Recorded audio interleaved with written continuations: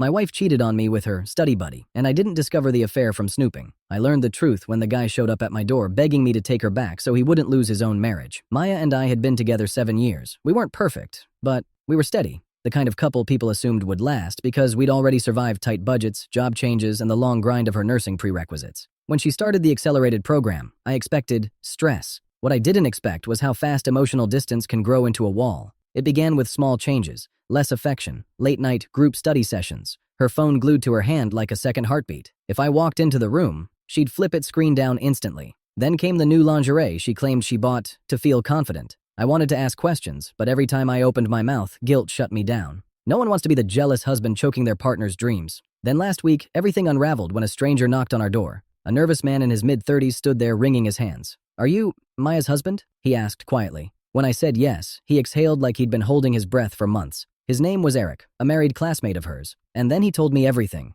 The affair, the hotels, the nights she told me she was studying, the emotional mess they'd tangled themselves into. His own wife had discovered the affair and threatened divorce. Maya had apparently promised him they'd figure out a future together, so he panicked when she didn't leave me. He came hoping I would forgive her so his life could go back to normal. He even had proof. Screenshots, call logs, photos, conversations so detailed I felt sick. When Maya walked in and saw him standing in our living room, she froze. Then came the lies, rapid-fire excuses, blame-shifting, emotional theatrics. Eric contradicted her every step, and soon they were screaming at each other about broken promises. Who misled who started what? My wife and her affair partner arguing like I wasn't even there. That was the moment something in me went silent. I packed a bag and walked out while they were mid-argument. For the first time in months, I felt calm. I didn't respond to Maya's messages for 2 days. When she finally realized I wasn't coming back, she sent a long text admitting everything and asking to talk things out. Instead, I sent her a simple reply. "I'll talk after you tell the truth to everyone you lied to." And she did, because she didn't want the divorce lawyer I'd already consulted to dig deeper. She had to confess to her mother, who had always treated me like the stable anchor in Maya's life. Her mom called to apologize to me and told Maya to find another place to stay.